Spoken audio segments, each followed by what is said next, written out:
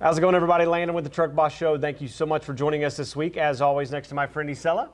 Hola, muchachos. ¿Qué tal? You know what I'm proud about? What you proud about? You're always excited about something. I'm just saying, you got voted back.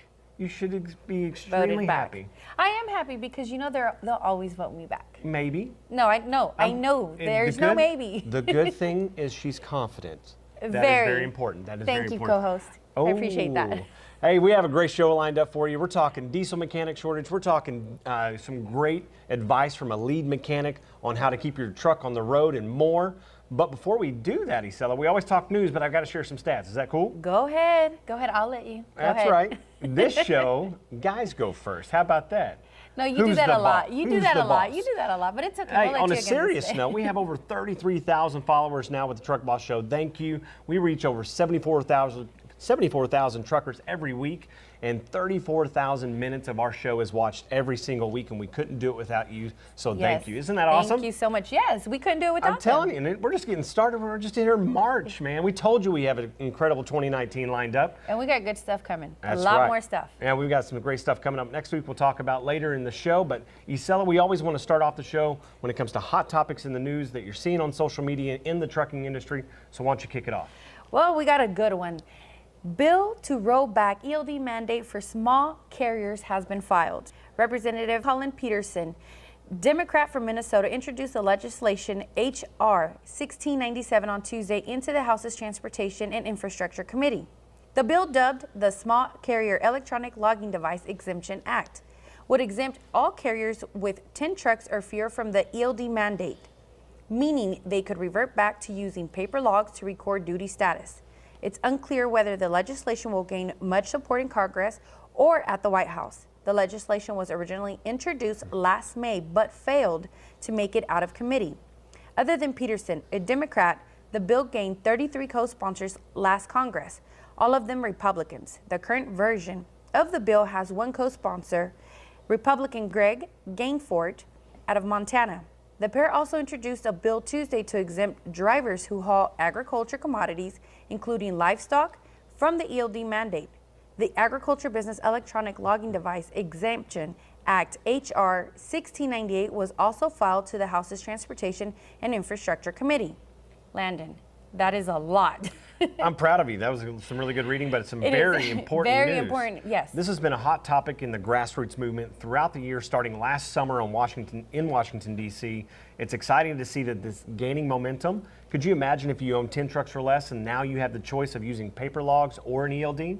That's a big deal. It is a big topic, and I know there's going to be a lot of controversy because some people, of course, they're good. I think that one's a lot more controversial than the agricultural. That makes sense to me. And so we're going to keep you up to date here at the Truck Boss Show. We'll drop the article in the comment thread so that you can read it for yourself. And we definitely want to hear from you what you think. Should it happen, or is this something that should not happen when it comes to ELD changes? Because 99% of the industry has already adopted it. And some other important news. The FMCSA is very close to deciding on the hours of service changes. The FMCSA is nearing a decision on whether to proceed with a proposed rule that would change federal hours of service regs, says Administrator Ray Martinez.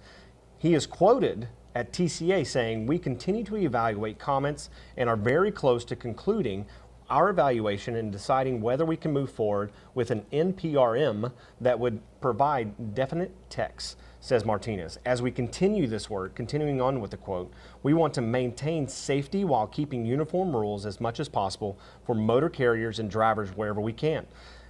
At the TCA event in Vegas, his remarks about hours were more muted than just a few weeks ago, when Martinez seemed to confirm that the agency had decided to proceed with an hours of service proposal. However, the agency later walked back those comments, saying Martinez didn't mean to imply that a decision had been made, but would be made about whether to move forward with the HOS proposal. So, Isela, as you can see, this is another hot topic, just like what you spoke about. In my personal opinion, not the Truck Boss Show personal opinion, you always have a good opinion. Yes, but you're passionate about it. Did you like what I said? So, yes. A good opinion, not just an opinion, but a good opinion. You just have co-host, opinions. I got it. No, you just have opinions. I got it. But in all seriousness, I would like to see personally that the hours of service be changed. And here's why.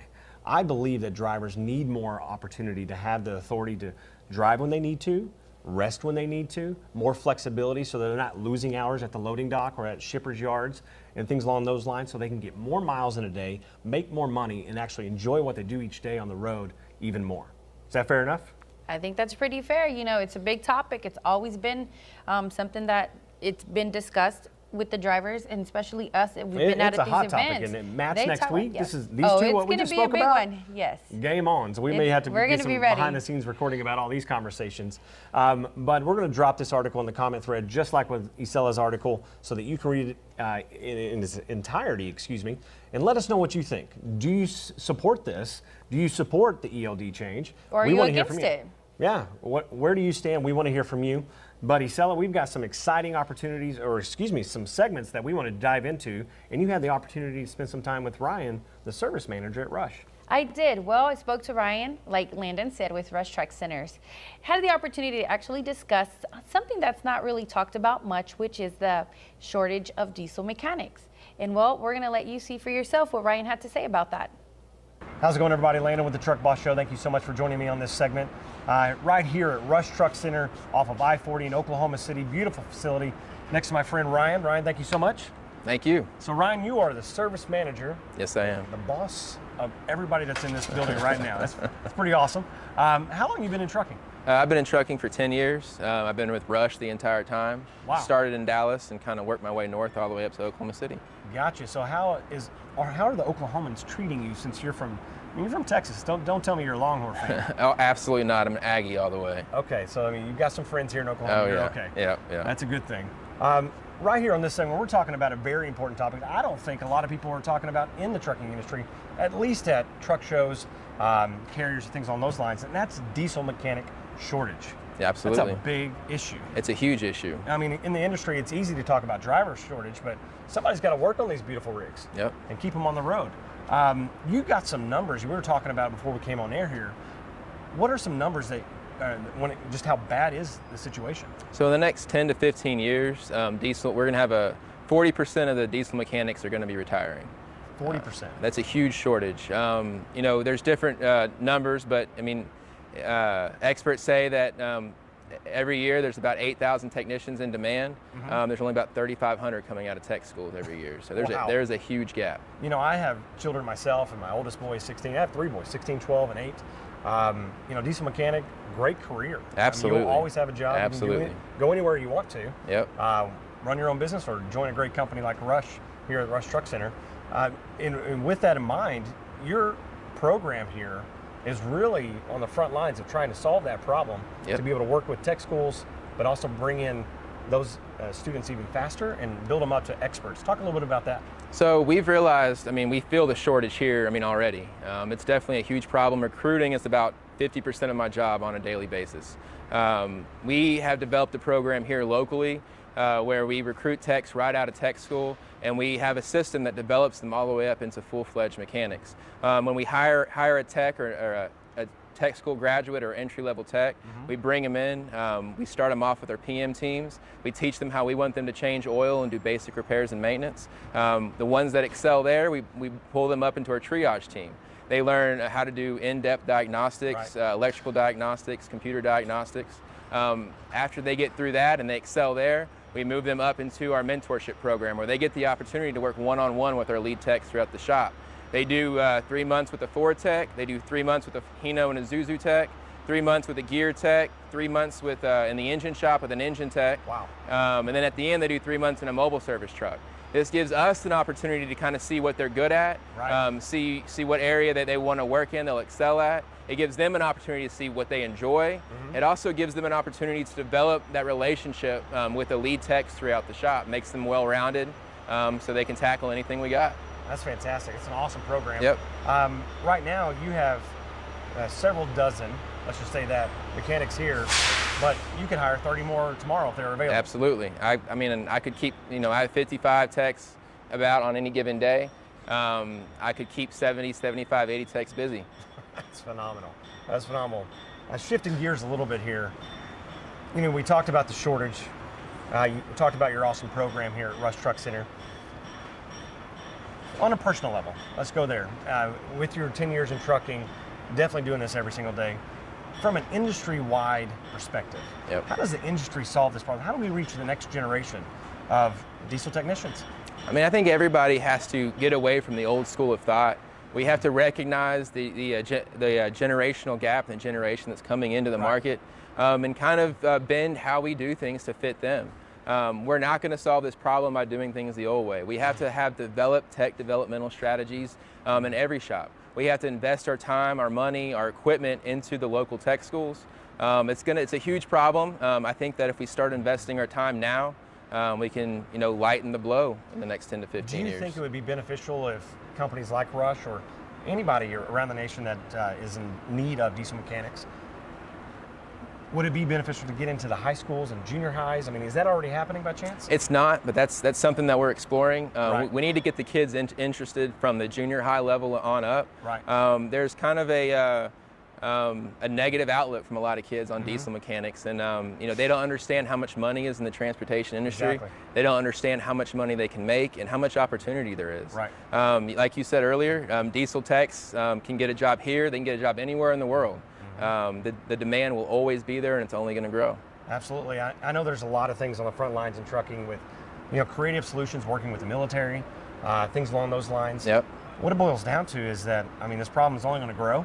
Like you said off air, that the average age of a diesel tech is in mid-40s, if not older, depending upon the reports you read.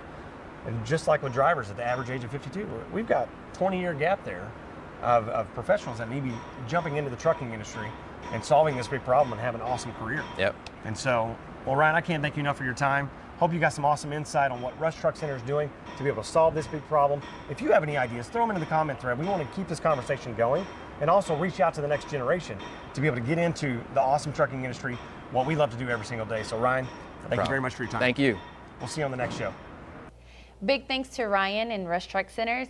What'd you think about that? Well, when it comes to diesel mechanics, you don't talk about it as much. You don't hear it. You really don't. And one thing I love about what they're doing there and at other truck centers around the nation is that they're focused on the local community, reaching to the next generation, going to tech schools, bringing them into their apprentice program so that they can grow and actually have an awesome career with an incredible company. It's not about a career. I mean, I do know that it is a very well-paid career. It's extremely rewarding. Without mechanics, there are no trucks. And without that, there's no trucking industry. That's right. So it's very important, I think, for us to educate our children. We're both parents. Yeah. And to let them know about the industry, for one, and then the importance of it. And then again, when it comes to diesel mechanics, you never know. I have boys. My boys could be diesel mechanics, and I would be all for it, very supportive about it. We were talking to Ryan about the salaries. It's really good. Some smokes, man. It almost made me want to change my career. Now you want to be a diesel mechanic? Hey, I'm just saying. I might get a weekend job or something. Who knows? But then you won't be my co-host. Well, that's okay. I can. Anyway, we'll talk about that later. So, but on to the other segment. I had the opportunity to spend some time with David, a lead mechanic right here in Oklahoma City at a truck center, where he talked about when the engine light comes on, what you need to look for so that you can keep the truck on the road and making some money. So check that out.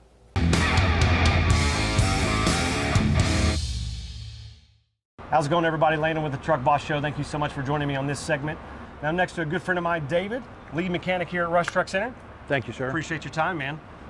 Stay tuned with us because we're talking about a very important topic. When you see that check engine light, most of you are thinking money out of pocket, but you're going to help them save some money by giving some tips on what they can do to avoid those big mechanical issues. We're going to walk through some procedures and steps that'll hopefully help you get down the road a little further. Absolutely. Before we do that, though, yes, sir. You've been in trucking a little while. Tell us a little bit about your background.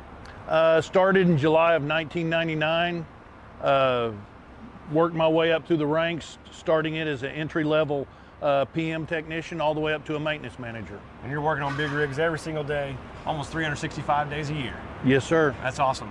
As you can see how beautiful this truck is. Gorgeous truck. This truck was painted right here at our paint facility. This is a 2019 Peterbilt. All the technology, all the bells and whistles. I don't know if it gets much better than this. I've been pumped just taking a look at this. It's a good looking truck. When you pop this hood, it's pretty good stuff. Yes, sir. But you're going to jump in the cab, show some tips when you see that check engine light. So let's do that right now.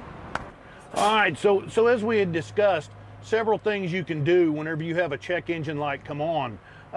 You're always going to want to keep track of your gauges and what's going on inside of your truck. But you check your coolant, your air gauge, your oil pressure, These are all things that are affected by your check engine light. Going along with that, checking your coolant level, checking your oil, making sure your level's sufficient on it. Suspension, air, all these things are going to be determining factors in what's going to help troubleshoot, maybe get you down the road a little further. Our batteries, where our health of our voltage system is. You know, if you have a lot of corrosion built up on your terminals and stuff like that, the truck actually has a computer in it. And if it's getting low voltage, it's going to determine that something's wrong and it's going to kick on a light for you. You've also got several sensors inside the engine and outside the engine that determine whether you've got low coolant level, you've got high coolant temperature, you've got low oil pressure, you've got high oil pressure, or you've got low oil level. These are all things that are contributing factors to your check engine light. So David, thank you so much for jumping in the cab and giving us that insight. Yes, sir. As you've always said, it's important to be able to make sure that you know what to look for to keep that money in your pocket and that truck rolling down the road. Yes, sir. Absolutely important. So guys, if you're ever in the Rush Truck Center area, right here in Oklahoma City off of I-40, stop by, meet David, meet the team, see this beautiful facility. You won't be disappointed. You'll get great service. And we're going to see you on the next show here at the Truck Boss Show. Big thank you to David. Awesome job as always. Isela, it's amazing to hang out with those lead mechanics. They're busy as all get out, and they do this every single day. It never shuts down. No, and really good information, good tips, and they're very helpful. And sometimes it's the simple things that'll save you the most money. It is. So that you're not having so much downtime. So preventative measures. Absolutely, absolutely. So we've got some exciting things coming up at Matt's next week. We do. Did you like how I rolled that out? Yeah, I see. You're always excited, but that's a good thing. We have a lot of fun there. We did have a lot of fun last year, so looking forward to it this year. We have a lot of good interviews, a lot of good stuff, and a big surprise. We do, and we're really pumped about it. If you're going to be at Matt's, find us, find the street team. We're going to be filming all over the place, wall to wall, every single day. We've got so much lined up, as Isela said, but we've got some great swag that we want to put in your hands, stuff that you'll actually love, take home with you, not put in the trash can. No, and let's be honest. Yeah, it's something that you can wear. Something you can wear. Yeah, you'll have to stop us and see. Yes. And you're probably going to see it around there anyway. So we look forward to seeing you at Matt's. Isela, I'm proud of you for being voted back on the show. Hopefully you'll be back next week. We'll see. I'll always get voted back. It's okay. My co-host gets a little bit too excited. I do. It's okay, I understand. But on a serious note, it's always fun. It is. Hey, if you don't know why we do this, because you're the boss.